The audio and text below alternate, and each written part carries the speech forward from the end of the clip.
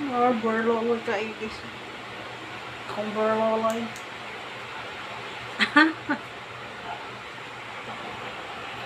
Burlo. Diyan bugas may kadit siguro to inantay. Ha? CR muna kami dito sa Vermont, guys. Nantay namin si Tucho at ngayon.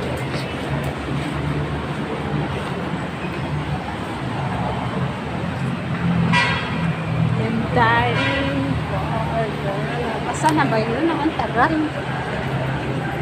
Hello guys, nandito na kami sa bahay guys, dumating na kami galing sa Sears guys. Labing init sa labas guys. Po muna tayo guys, pahinga kaya napagod. Naantok naman ako. Para magbihis tayo ng damit.